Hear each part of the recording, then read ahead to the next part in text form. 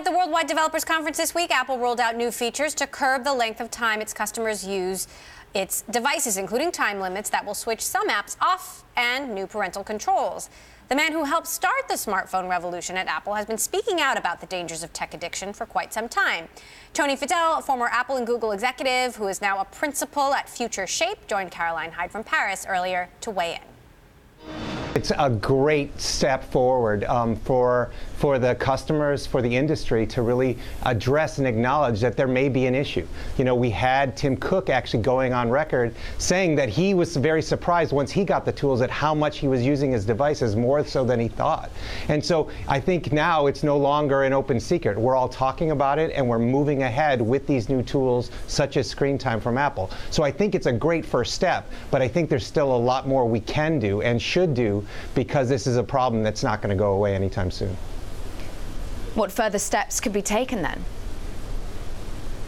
Well, you know, interestingly, if you look at it, what the data they're going to be telling you about how much you're using these devices is really just about your iPhone and your iPad together, which is great. It's combining the two.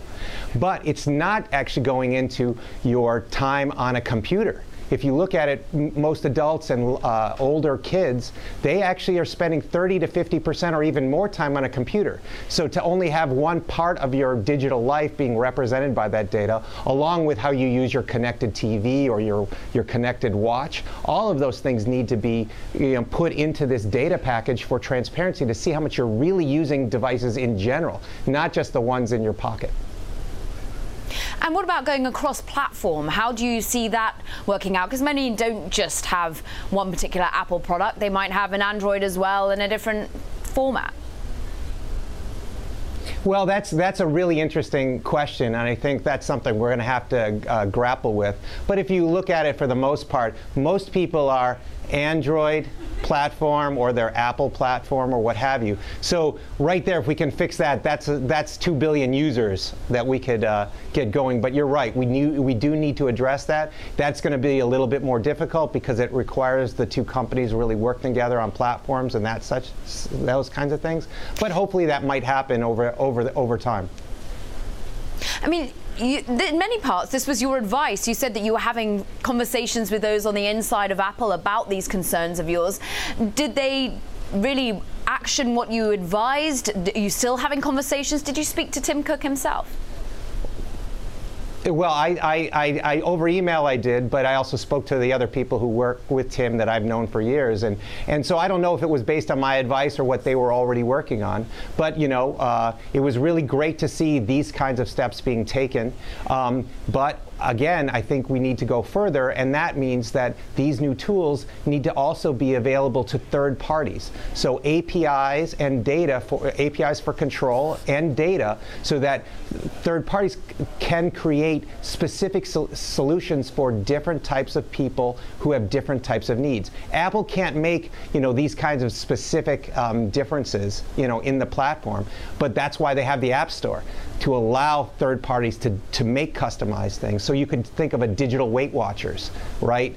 Or being able to combine your physical activity with your digital activity in one calendar. Apple's not providing that today, and maybe they don't need to do all that, but they should allow the third parties to be able to make access to it so that we can get a more robust solution for various different needs.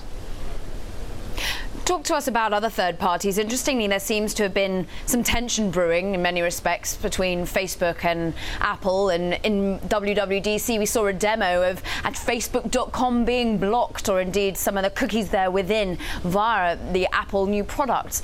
How do you see that falling out? Well, I think if you look at it, really, there is a set of companies who are in the position to really enable security and privacy of your data and your devices, and that's companies like Apple, right? And Facebook, in some ways, people are saying that they're exploiting that, and they're not being as good to their customers or their users as they should be. And so I think this war is ever going to be there of, are you serving your user or are you serving your advertiser customer? And I think that Apple is taking the high road here, saying it's about security and privacy and not being tracked. And I think they're absolutely right about that. And we can see what Facebook's doing in the press about, apologizing and trying to fix things. I think they have a long way to go, but I think the industry in general, not just Facebook, has a long way to go to address these kinds of issues. And we're waking up to it, and we're no longer, just letting it be. We're going to be having just incredible, detailed conversations about this stuff, not just here in Europe like we have with GDPR, but with all kinds of other, regulators around the world, because they're going to want to know how this is being, the consumers are being protected. How are you concerned about your own data? You've said before that your own children aren't allowed to use social media apps to a certain extent. What would it take to hear from Facebook and other social media companies for you to feel more at ease about your privacy, or is it a regulatory reaction that you're waiting for?